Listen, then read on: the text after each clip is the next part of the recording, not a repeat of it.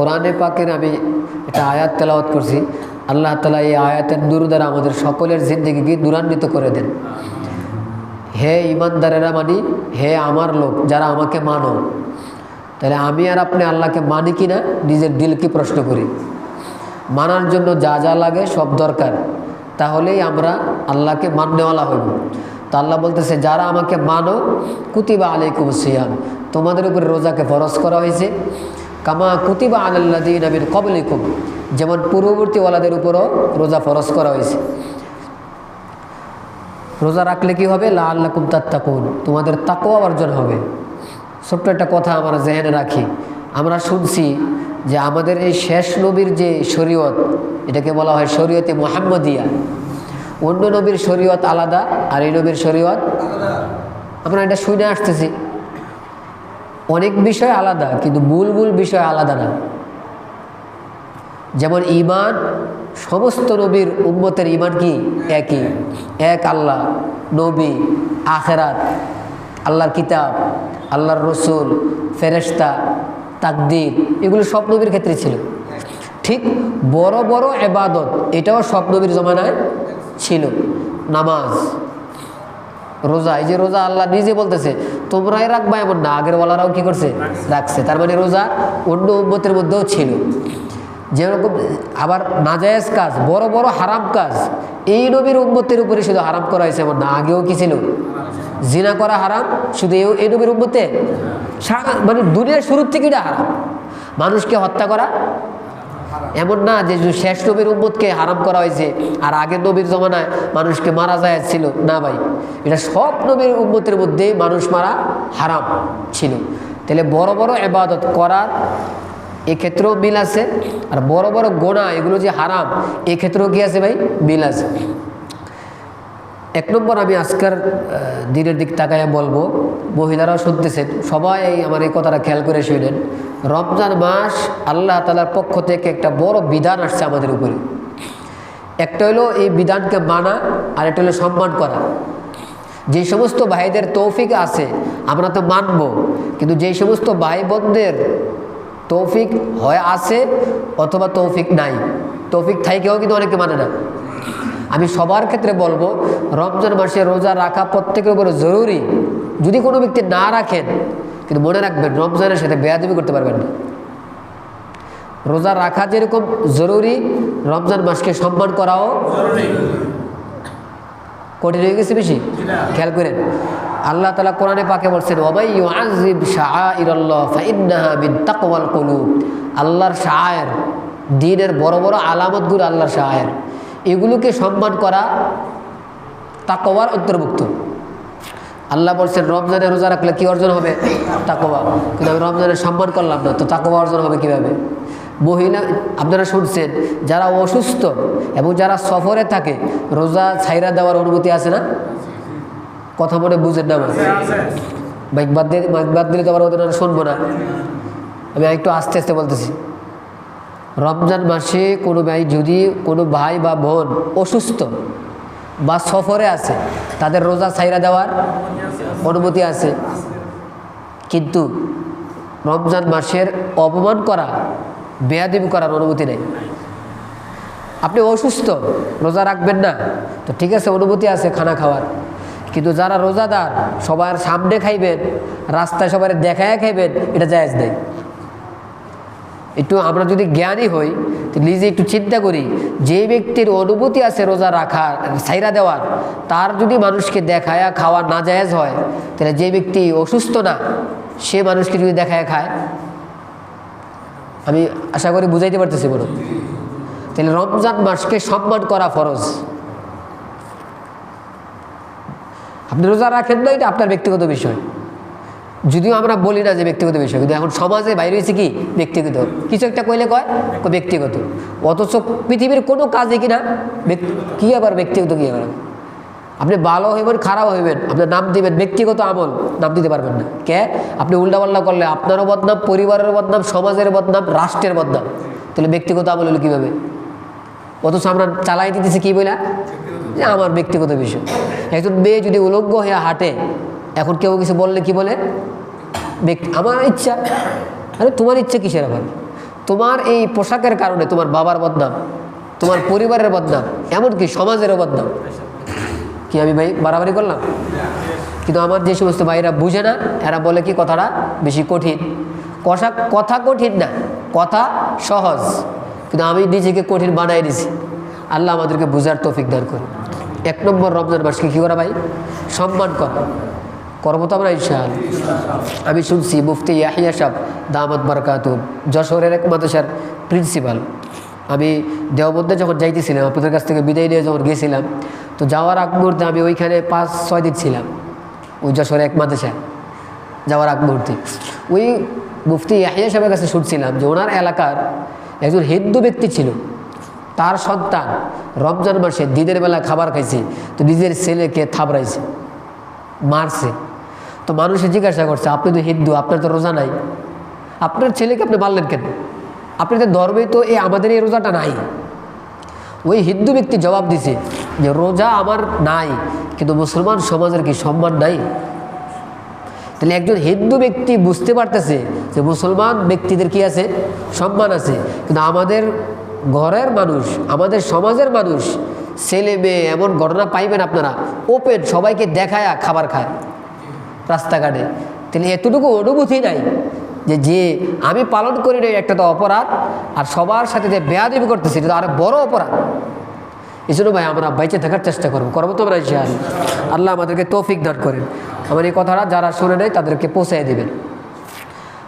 রমজান মাসে অনেক আমল যদি 1, 2, 3 করে বলতে থাকি লম্বা হবে, তা আমাদের উপরে মনে হবে যে আসলে চাপ মনে হবে। আসলে চাপ না, কিন্তু মনে হয় চাপ। আমি সংক্ষেপে কয়েকটা কথা সাজায় নিয়ে আসছি, কিছু কাজ করার আর কিছু কাজ না করার।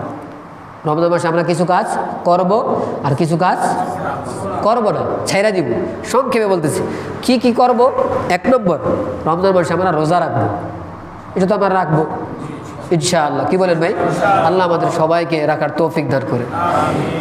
রোজাটা যেন আল্লাহর দরবারে কবুল হয়, এদিকে আমরা একটু খেয়াল করব। জামাটা যেন পরিষ্কার থাকে, আমরা খেয়াল করি না? রিক্সার কোন জানি চিপায় লাগে গেল, জামাটা ছিঁড়া দেবো, যে সবাই কী করে জামাটা গুছায়। রোজাটা কোন জায়গাতে ছিঁড়ে গেল, রোজাটা কিন্তু আমরা কী করি না? গুছাই না। আমার গায়ে নাপাক লাগিয়ে দেবো, আমার গাওটাকে কিন্তু বাঁচাই দিলাম, কিন্তু রোজাটাকে আমি বাঁচানোর চেষ্টা করলাম না। এটা সুন্দর না ভাই। আমার বাড়িটার দেয়াল ভেঙে দিতে পারে, পাশে গর্ত আছে বিশাল বড়, যাতে না ভাঙে আলাদা কি করে ব্যবস্থা করে না? কিন্তু রোজাটা যেন নষ্ট না হয়, আলাদা আমরা ব্যবস্থা করি না। একটু খেয়াল করব, সাহারে যেন ঠিক টাইমে হয়, ইফতারে যেন ঠিক টাইমে হয়, এদিকে আমরা খেয়াল করব। 2 নম্বর, রাত্রেবেলা আমরা বিশেষভাবে গুরুত্ব সহকারে তারাবির নামাজটা পড়ব তো আমরা ইনশাআল্লাহ। তারাবি নিয়ে অনেক ধরনের কথাবার্তা চলতেছে সারা দুনিয়াতে। যদি আল্লাহ তৌফিক দেয়, আমি আজকে অথবা আগামীকাল ছোট্ট একটা বক্তব্য ইনশাআল্লাহ আমি আপনাদের জন্য তৈরি করবো ইনশাআল্লাহ, অল্প সময় 4-5 মিনিটের ভিতরে ইনশাআল্লাহ। তারাবির নামাজটা খুব গুরুত্ব দিব আমরা। কেন? তারাবির নামাজটা রমজান মাসে বাড়তি একটা আমল, যে আমলটা 11 মাস নাই। আমরা এটা শুনছি সবাই, ছোট বড়, নবীজি রমজান মাস আসলে ইবাদত কমাইতো না বাড়াইতো? তাহলে তারাবি যদি আমরা পড়ি, তাহলে নবীর আমলের সাথে আমার আপনার আমল মিলেছে। কেন? নবী বাড়াইছে, আমরাও বাড়াইলাম। কিন্তু আমার যে সমস্ত ভাইয়েরা বলে যে এত নামাজের দরকার নাই, ওনারা কিন্তু নবীর আমলের বিপরীত কথা বলতেছে। কি বুঝাইতে পারছি ভাই? তারাবির নামাজ। 3 নম্বর, আমরা তেলাওয়াতের, জিকির আজকারের, নওয়াফলের প্রতি গুরুত্ব দিব। নফল কয়টা বিষয় বললাম? মানে এটা 3 নম্বরে বললাম, নফলের ইবাদতের প্রতি গুরুত্ব দিব। নফল ইবাদত কি? নামাজ নফল, জিকির আজকার, খেয়াল করছেন? তেলাওয়াত। রমজান মাসটা কিন্তু কোরআন নাজিলের মাস। আমরা চেষ্টা করব কোরআনটা কীভাবে বেশি শুনতে পারি, বেশি শিখতে পারি। আফসোস তো এই জায়গা লাগে, আমাদের দুনিয়ার সমস্ত মানুষ, যে মানুষ এমনও পাইবেন কিছু কিছু মানুষ কোনো ধরনের পড়ালেখা করে না, কিন্তু বিদেশ যাওয়ার আগে 1 সপ্তাহে 20 দিনে ভাষা শিখে ফেলায়। সাগত এমন অনেক আছে না? কোথায় যাইবা? কয় কোরিয়াতে যাবে। কোরিয়ান ভাষা শিক্ষা ফেলা দিয়েছে অল্প কয়েকদিনে। জীবনে কোনোদিন কোরিয়ান ভাষা সে শোনে নাই, শিখা তো দূরে কথা, সে শোনেই নাই। ভাই কোথায় যাবেন? হুজুর আমি নিয়ত করছি চায়না যাব। চায়না যাওয়ার আগে 1 সপ্তাহ মেহনত করে ভাষা শিখতেছে। অথচ এর আগে চায়না ভাষা শুনে এনেছে। ভাই যেই ভাষাটা জীবনে শোনেন নাই, এটা শেখার জন্য আপনার এক সপ্তাহে যথেষ্ট। আর যে কোরআন আল্লাহর কালাম, যে কোরআন ছাড়া আমার আপনার নাজাত হবে না, ওই কোরআনটা আমি আর আপনার সারা জীবন চলে যায় শিখতে পারি না। একটু চিন্তা করলে কিন্তু কষ্টের বিষয়। আরেকটু কষ্টের একটা কথা বলি, রাগ হয় না। আমরা যারা ছোটোবেলা পড়তে পারি নাই, সবাই নিয়ত করছি যে ছেলেকে শিখাবো, মেয়েকে শিখাবো, কিন্তু এই নিয়তটা করি না যে আমি নিজে শিখবো। দেখুন খুব আমাদের ভিতরে একটা গাফলতি। ঠিক আছে ভাই, পুরা কোরআন শিখতে পারি নাই, কিছু আয়াত বাড়াই। কটা সূরা শিখছেন ভাই? 10টা সূরা। তাহলে আমরা নিয়ত করি একটা সূরা বাড়াবো এই রমজানে। একটা সূরা বাড়াইতে তো আর কি হয় না, কষ্ট হইবে না। এই রমজানে যদি 1 সূরা হয়, আরেক রমজানে আরেক সূরা হয়, তো 20 বছরে তো কত সূরা বেড়ে দেবে, অনেক সূরা বেড়ে দেবে। ভাই আমরা একটা কথা বলি কি, বয়স হয়ে গেছে। সাহাবীদের কয়জন এমন ছিল যে ছোটোবেলার থেকে সব কিছু শিখছে? সাহাবীদের আপনারা ইতিহাস পড়েন, কিছু সাহাবী ব্যতীত বাকি সব সাহাবী কী হয়ে গেছে, বয়স হয়ে গেছে। বয়স হওয়ার পরে ওনারা কি শিখছেন? কোরআন শিখছে। আসলে আমার আপনার যদি হিম্মত করি, ইচ্ছা করি, অনেক জিনিস সহজ হবে। তেলাওয়াতের প্রতি গুরুত্ব দিই। হাদিসে পাকে আসছে কোনো ব্যক্তি যদি কোরআন তেলাওয়াত করতে করতে অনেক আমল তার ছুটে দেয়, তো যে আমল ছুটে গেছে এই আমলের সব সে পেয়ে দেবে। সুবহানাল্লাহ। তো কত বড় গুরুত্বপূর্ণ হবে নফল ইবাদত। নফল ইবাদতটাও আমরা করবো এই কারণে যে আমাদের ফরজে যদি কমতি হয় তো নফল দিয়ে কি হবে, পুরা হবে। তাহাজ্জুদের নামাজ, সকালবেলা এশাকের নামাজ আছে, চাশতের নামাজ আছে, জোহরের নামাজের আগে আগে আইসা পড়ছি তো 2 রাকাত নফল নামাজ পড়ি। মসজিদের সম্মানার্থে 2 রাকাত যদি নামাজ পড়ি তো এটাও তো নফল। কি করেন ভাই, রমজান মাস পাইছি তো শুকরিয়া তো 2 রাকাত নামাজ পড়ি, এটাও কি নফল। আসরের সময় আসতে পারছি, মাগরিবের পরে আওয়াবিদ পড়ি, এশার নামাজের পরে তো তারাবিতে আসি, তারাবির পরেও যদি আমার শরীর কুলায় ঘুমের আগে 2 রাকাত নামাজ পড়ি। কত মানুষ পড়তেছে, আমরা বলি কি 20 রাকাত পড়ার পরে আমাদের সাথে আর কথা বলার সুযোগ থাকে না। সকলের চেহারা এমন অবস্থা হয়, সালাম দিলেও চেহারা কালো হয়ে যায়। আমি নিজেও দেখে আসছি অনেক মানুষে তারাবির নামাজ পড়িরাও কিসে দাঁড়ায়, নামাজে দাঁড়ায়। আরব দেশে যারা ছিল এবার দিকে অনেক মানুষ তারাবি শেষ করেও নামাজ দাঁড়ায়, আবার ঘুমের আগেও নামাজ দাঁড়ায়। ওকে আমাদের কষ্ট হয়ে যায়। আল্লাহ আমাদেরকে তৌফিক দান করেন। 3 নাম্বার 1 রোজা, নাম্বার 2 তারাবি, নাম্বার 3 নফল নওয়াফেল জমা, আর 4 নম্বর হলো সদকা করা। সারা বছর তো আমরা চেষ্টা করি, কিন্তু রমজান মাসে সদকা করার বেশি কী করবো, আমরা চেষ্টা করব। যদি করি সদকার দ্বারা আল্লাহ তাআলার রেজা পাওয়া যায়, সন্তুষ্টি পাওয়া যায়, আল্লাহ তাআলার রাগ ঠান্ডা হয়ে যায়। কিসের দ্বারা? সদকার দ্বারা। সদকা অনেক কিছু আছে। কি সদকা? এক ভাইকে আমরা সাহারি খাওয়াই দিলাম, এটাও কিন্তু সদকা। এক ভাইকে আমরা ইফতারি করাই দিলাম, এটাও তো সদকা। কোনো ভাই বলে আমার তো বেশি টাকা পয়সা নেই, আমি কীভাবে সদকা করবো? আপনি ইফতারি খাইছেন, আপনার সাথে এক ভাইকে দইরা ইফতারি খাওয়াই দেন, এটাও তো একটা সদকা। তাকে বলার দরকার নাই ভাই আপনার আমি কী খাওয়াইতেছি, সদকা হয় তো বলার দরকার নাই, ইফতারি করাই দিবেন। আত্মীয় স্বজনের বাড়িতে কিছু খাবার পাঠাই দিয়েছেন, এটাও কিসের অন্তর্ভুক্ত হয়ে যাবে? সদকার অন্তর্ভুক্ত হয়ে যাবে। সব প্রতিবেশীর ঘরে কোনো একটা খাবার পাঠাই দিয়েছেন, এটাও কিসের অন্তর্ভুক্ত? সদকার অন্তর্ভুক্ত। জানলে দেখছেন কত সহজ, না জানলে আমরা অনেক আমল কঠিন বানায় রাখি। আর বিশেষ করে রমজানের শেষে যে একটা আমল থাকে আমাদের সদকাতুল ফিতির, ওই টাইমে দেওয়া সুযোগ থাকলে আমরা আগে দেওয়ার চেষ্টা করব। আল্লাহ আমাদেরকে তৌফিক দান করেন। 5 নম্বর বেশি বেশি দোয়া করব। দোয়া কিন্তু অনেক বড় ইবাদত, কিন্তু আমাদের ভিতরে সবচেয়ে বেশি অলসতা কিসে? ভাল লাগে না, সময় নাই, চাই না। নিজের বাপ মার জন্য, সন্তানের জন্য, প্রতিবেশীর জন্য, আপন পর, চেনা অচেনা, জীবিত আছে, দুনিয়ার থেকে চলে গেছে, সবার জন্য দোয়া করি আমরা। যদি দোয়া না করেন, উল্টা করবেন, বদদোয়া। হাদিসে পাকে আসছে বদদোয়া করেন ভালো না, সুন্দর না। আমাদের সমাজে অনেকে আছে যার সাথে একটু রাগ হয়ে যায় কি করে? বদদোয়া দেয়, নিজের সন্তানকে বদদোয়া দেয়। এটা তো সুন্দর না। সন্তানকে বদদোয়া করা না জায়েজ, জায়েজ নাই। তাহলে সন্তানকে বদদোয়া করা না জায়েজ, এমন আপন ব্যক্তিদের জন্য বদদোয়া করা না জায়েজ, জায়েজ নেই। আল্লাহ আমাদেরকে তৌফিক দান করেন। আর কিছু কাজ থেকে আমরা বেঁচে থাকবো, কি গুনাহ করব না। কি করবো না ভাই? যদি গুনাহ করি, রমজান মাসে আল্লাহ মাফের মাস, গুনাহ করলে আল্লাহ তাআলার মাফ থেকে আমরা বঞ্চিত হয়ে যাব, তখন তো আমাদের ক্ষতি হয়ে যাবে। 2 নম্বর নবীর উপরে দুরূদ পড়া উচিত। যদি দুরূদ না পড়ি এটা আলাদা একটা গুনাহ।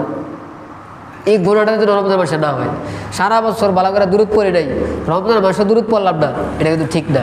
হাদিসে পাকে আসছে, যে ব্যক্তি নবীজি বলছেন আমার নাম শুনছে আর দুরূদ পড়ে নাই, বলেন সাল্লাল্লাহু আলাইহি ওয়াসাল্লাম, মুহাম্মদ সাল্লাল্লাহু আলাইহি ওয়াসাল্লামের নাম আসবে আর দুরূদ পড়বে না, তো নবীজি বলছে ওই ব্যক্তি ধ্বংস হোক।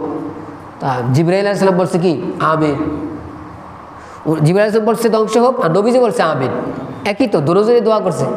তো নবীজির দোয়া জিবরাইল আলাইহিস সালামের দোয়া কবুল না। এই জন্য ভাই আমাদের দ্বারা যেন দুরূদ শরীফ আমল বেশি হয়। যদি নবীজির নাম আসছে আর দুরূদ পড়লাম না, তো এটাও গুনার অন্তর্ভুক্ত। এক হাদিসে বাকি আমি পড়ছি, উনি নবীজি বলছেন যে ব্যক্তির সামনে আমার নাম আসছে আর দুরূদ পড়ে নাই, সে সবচেয়ে বড় কিপটা,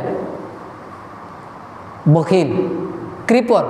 আমাদের গ্রামের ভাষায় বলে কি কিপটা।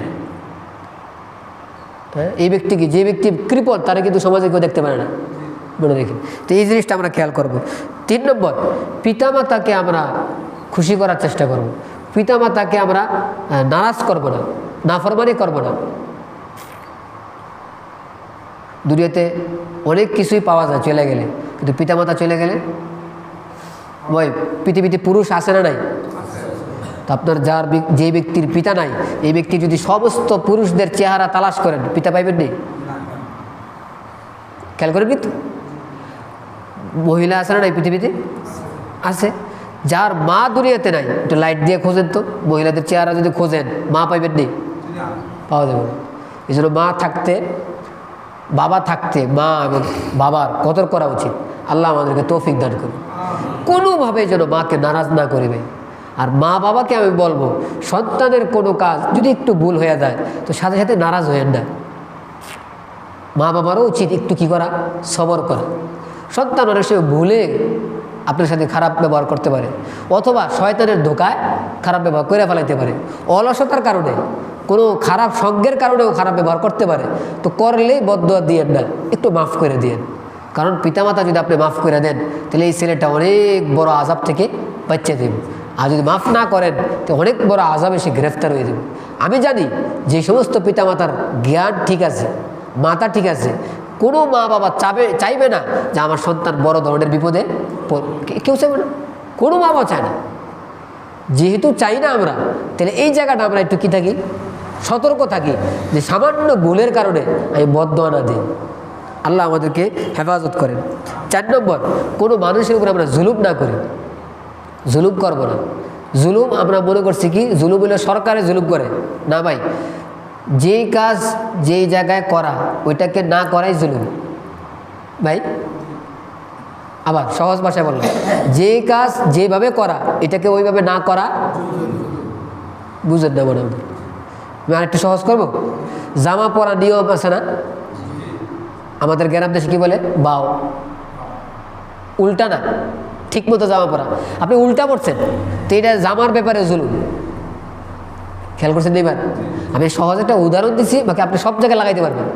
মার সাথে ভালো ব্যবহার করি নাই, তো মার উপরে কী করলাম, জুলুম করলাম। এইটাই মসজিদের হক আছে না, আমি মসজিদের হক আদায় করলাম না, তাহলে মসজিদের উপরে আমি কী করলাম, জুলুম করলাম। আশা করি বুঝতে পারছেন বলে। 5 নম্বর, আমাদের কাছে সবারই মোবাইল আছে না? প্রয়োজন ছাড়া মোবাইল ব্যবহার না করা উচিত। আমার শব্দ খেয়াল করছেন? আমি এটা বলি নাই যে মোবাইলে গুনাহ না করা, এটা বলছি প্রয়োজন ছাড়া মোবাইলটা বিশেষ করে রমজান মাসে ব্যবহার না করা উচিত। আপনারা কি বলেন? সবাই একমত?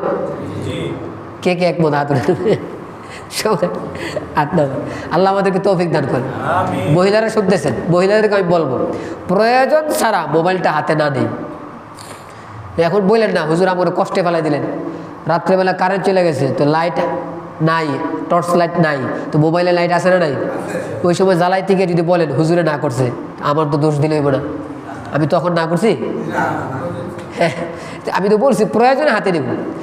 হ্যাঁ, আপনার ছেলে বিদেশে আছে, জরুরি ফোন দিছে, তো আপনি হাতে নেবেন, ফোন তো জরুরি।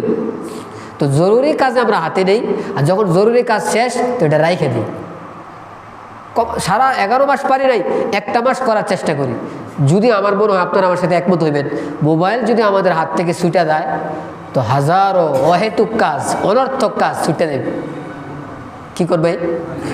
অনেক ভাইয়েরা দোয়া চান, হুজুর আমার ছেলে যেন মোবাইলটা হাতেতে ছুটে সাইরা দেয়, একটু দোয়া করেন। অনেকে বলছে আমাকে, সরাসরি বলে, অনেকে ফোনে বলে। আমি বলবো যদি আমি নিজে দেখাইতে পারি ছেলেকে যে আমি মোবাইল ছাড়া থাকতে পারি, তাহলে সন্তানও কী করবো? মোবাইল ছাড়া থাকার চেষ্টা করবো। আল্লাহ তাআলা আমাদেরকে তৌফিক দান করেন। ওয়া আখির দাওয়ানা আলহামদুলিল্লাহি রাব্বিল আলামিন।